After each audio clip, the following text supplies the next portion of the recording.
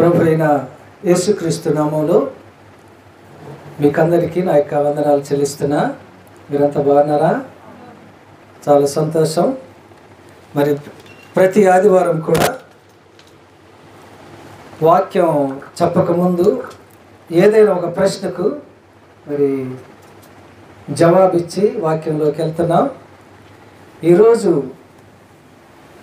కొంతమంది విశ్వాసులు అడిగిన ప్రశ్న, పాస్టర్ గారు మేము కన్ఫ్యూజ్ అవుతున్నాం, కొద్దిగా వివరణ ఇవ్వండి అని. సౌలును చంపేశారా, ఆత్మహత్య చేసుకున్నారా అని. ఎందుకంటే రెండు చోట్ల రెండు విధాలుగా ఉంటుంది కాబట్టి కొద్దిగా వివరణ ఇవ్వండి అని అడిగారు. మంచిది. ఇలాంటి బైబిల్ గ్రంథం నుంచి అనేక మనం నేర్చుకొని ముందు మనం కన్ఫ్యూజన్ నుంచి బయటకు వస్తే వేరే వాళ్ళు కన్ఫ్యూజ్ అవ్వకుండా కన్ఫ్యూజ్ అవ్వకుండా మనం చూసుకుంటాం. చాలా సంతోషం. ఓకే, ప్రశ్న ఏంటంటే సౌలు చంపబడ్డాడా,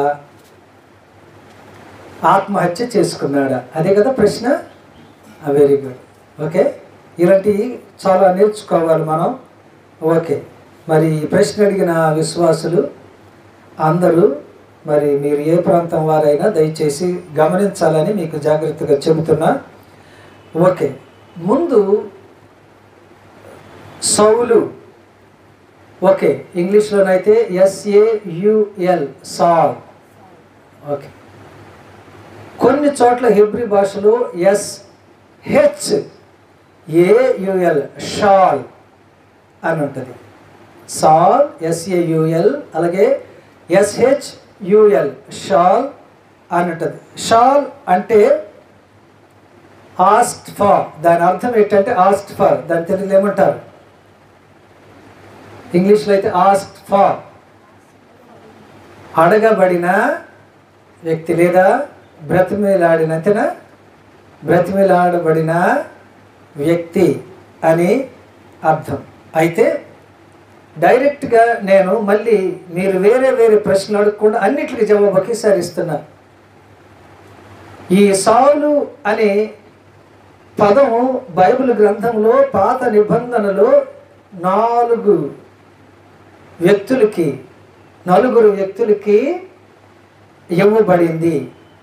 ఓకే, మొట్టమొదటి వ్యక్తి రాసుకునే వాళ్ళు ఉంటే మీరు దయచేసి రాసుకోండి, లేదా నా యొక్క యూట్యూబ్ను మళ్ళీ రివైండ్ చేసి మీరు చూడండి. మొట్టమొదట ఓకే వ్యక్తికి చూడండి, ఆది కాండము 36వ అధ్యాయము 37, 38 వచనాల్లో.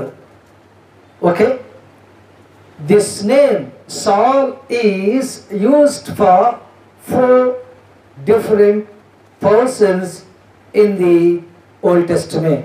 పాత నిబంధన గ్రంథములో 4 వేరే వేరే వ్యక్తులకు వాడబడింది.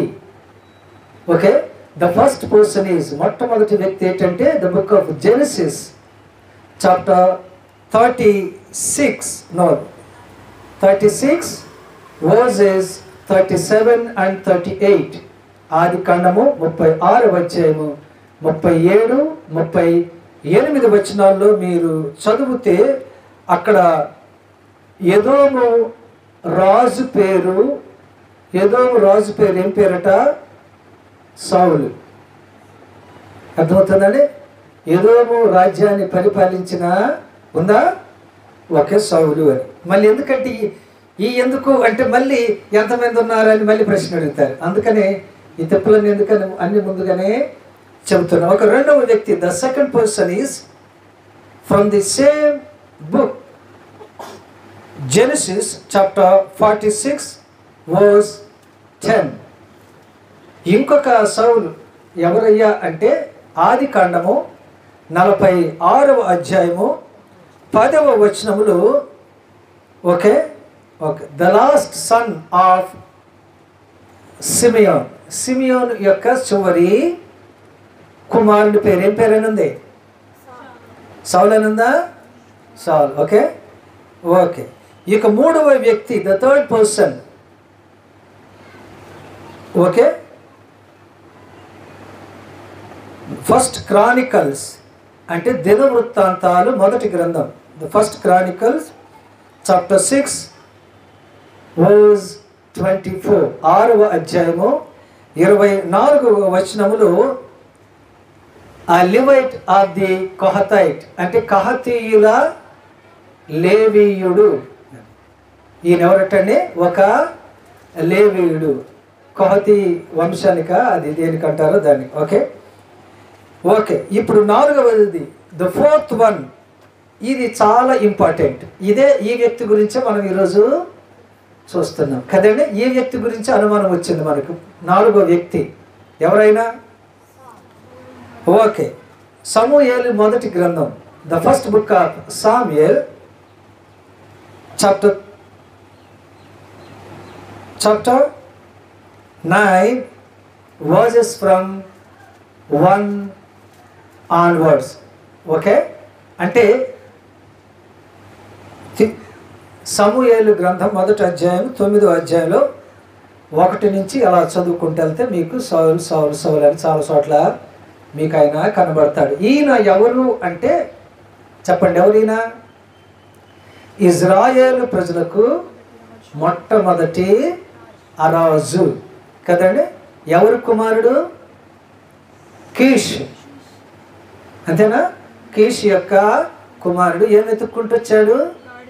గాడిదలు ఎత్తుక్కుంటూ వచ్చాడు. దేవుని యొక్క ప్రణాళిక చొప్పున మహాకృప వలన ఈయనను సమూయేలు ఇజ్రాయేలు దేశానికి మొట్టమొదటి రాజుగా అభిషేకము చేశాడు. ఏ గోత్రానికి చెందినవాడు అంటే బెంజమిన్.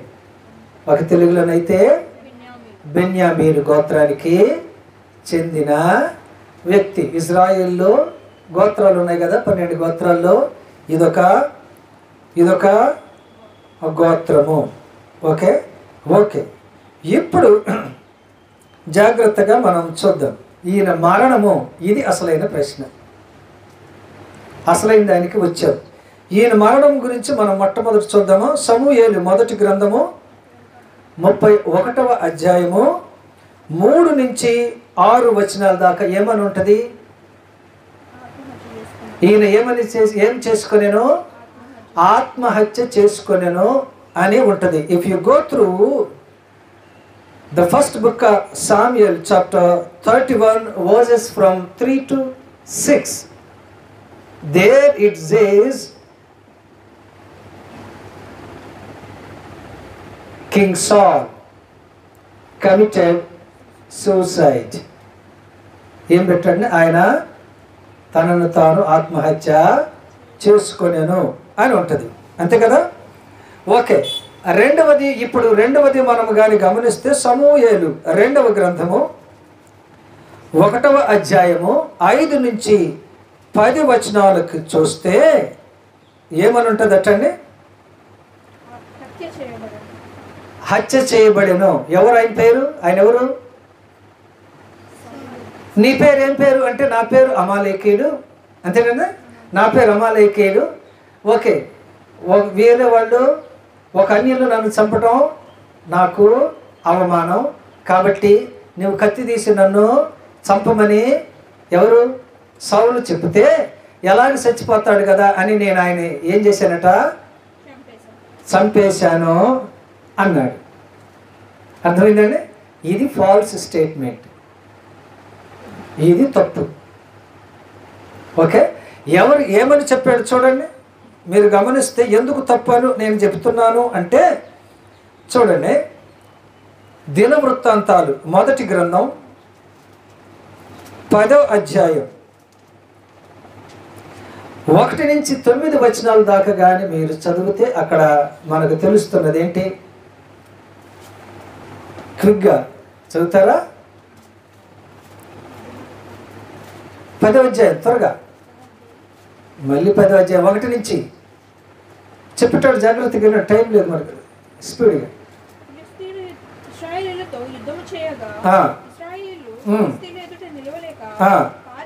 పారిపోయి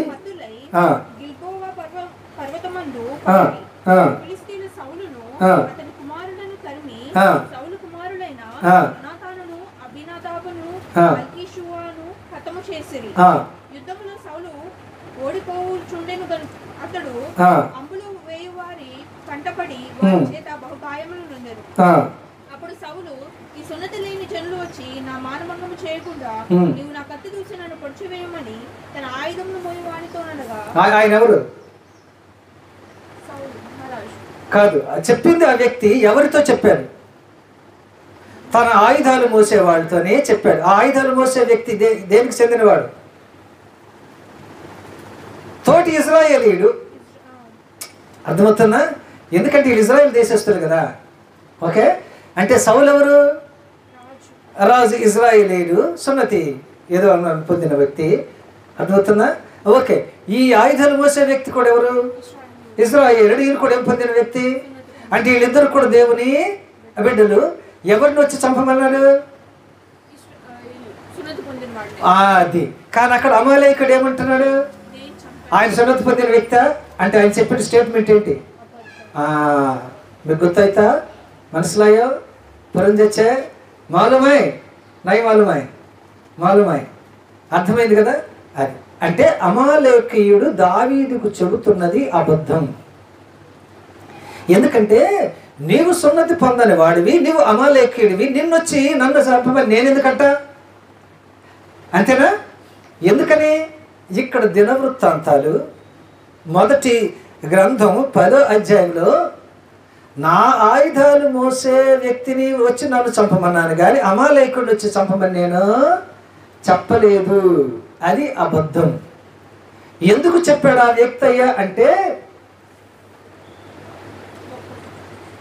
ఒకటి సౌలుకుని దావీదుకు పడటము లేదు. కాబట్టి దావీదు సౌలుకు శత్రువే గాని సౌలు మాత్రం దావీదుకు శత్రువు కాదు. అర్థమవుతుందా? దావీదు సౌలుకు శత్రువు కానీ సౌలు దావీదుకు శత్రువు కాదు. ఎందుకంటే ఆయన అభిషేకం పొందిన వ్యక్తి దేవుని చేత. అందుకనే ఆయనకి అవకాశం దొరికిన ఆయన మీద కత్తి ఎత్తలేదు. మీరు చదవండి. ఓకే, అంటే నాకు టైం లేదు కాబట్టి వివరించడం లేదు, చెప్తాను. ఓకే, కానీ సౌలు మాత్రం దావీదు మీద కక్ష పట్టుకున్నాడు. అయినా దేవుడు తప్పించుకుంటూ వచ్చాడు. ఎందుకంటే ఈయన తర్వాత రాజుగా ఎవరిని అభిషేకించాడట? దావీదునే అభిషేకించాడు. కాబట్టి తప్పించుకుంటూ వస్తున్నాడు. కాబట్టి సున్నతి పొందిన నా ఆయుధాలు మోసే వ్యక్తికి నన్ను చంపమన్నాను కానీ అమాలేకుడిని నేను ఎందుకు చంపమంటాను? అంటే ఎలాగా సౌలుకి దావీదుకి ఇద్దరికి పడటం లేదు కాబట్టి నీకు శత్రువైన సౌలును చంపానంటే నాకు బహుమతులు ఇస్తాడని ఆశపడ్డాడు. ఏం బహుమతి ఇచ్చాడో చూడండి. అక్కడ మీరు చదివితే తెలుస్తుంది. ఏది? సమూయేలు 2వ గ్రంథము 1వ అధ్యాయం 5 నుంచి 10 వచనాలు కానీ 16 వచనాల దాకా కూడా మరి చదివితే అక్కడ ఏముంటుందటండి? 16 వచనాల దాకా వెళ్ళాలి. వెళ్తే ఏమవుతుందటండి? నీవు ఎంత ధైర్యం! అభిషేకం పొందిన ఒక వ్యక్తి మీద, దేవుడు అభిషేకం చేసిన ఒక వ్యక్తి మీద నువ్వు కత్తి ఎత్తుతావని ఆయన్ని చంపేశాడు. ఏమొచ్చిందటండి గిఫ్ట్? అది ఏం గిఫ్ట్ కోరుకున్నాడు ఆయన? ఏ బంగారమో వెండో వజ్రాలో ఎత్తాడంటే ప్రాణాన్ని తీసివేశాడు. కాబట్టి మీకు ఇప్పుడు క్రిస్టల్ క్లియర్గా అర్థమైంది అనుకుంటా కదండి. ఏంటట? సౌలుది ఏంటట? ఆత్మ హత్య. ఒకటిలేండి, ఒక విధంగా చెప్పాలంటే శత్రువులు ఆయనను బాణాలతో బలంగా కొట్టారు కాబట్టి మామూలుగా ఉన్న కొద్దిసేపటికి ఏమైపోతాడట? మరణిస్తాడు.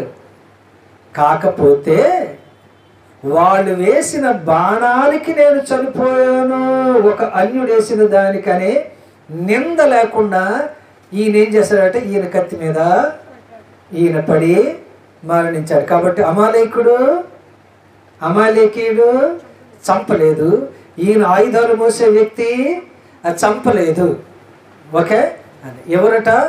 ఈయనంతట ఈయనే కత్తి మీద పడి మరణించెను. కాబట్టి జాగ్రత్త, ఆత్మహత్య చేసుకోకూడదు. కొంతమంది సేవకులు నన్ను అడిగిన ప్రశ్న ఏంటంటే, పాస్టర్ గారు ఆయన ఆత్మహత్య చేసుకున్నాడు కదా, ఎక్కడికి వెళ్ళి ఉంటాడు అని. నరకానికి వెళ్ళి ఉంటాడా, పరలోకం వెళ్ళాడు అంటే okay, I have no right to judge. నేను ఒక దైవ సేవకుడిగా తీర్పు తీర్చే అధికారం నాకు లేదు. అది దేవునికే విడిచిపెట్టాను, అది దేవుని ఇష్టం ఎక్కడికి వెళ్ళాడు అన్నది. ఓకే, కాబట్టి ఇది విషయం మీకు అర్థమైంది అనుకుంటాను. ఇలాంటి ప్రశ్నలు అనేకం అడిగి మీ డౌట్స్ క్లారిఫై చేసుకొని సేవలో చక్కగా మీరు ముందుకు అడుగు వేయాలని దైవ సేవకునిగా ఒకే మనస్ఫూర్తిగా మిమ్మల్ని ఆశీర్వదిస్తూ ఈ మాటలు ముగిస్తున్న దేవుడు మిమ్మల్ని దీవించునుగాక. ఆమేన్. God bless you.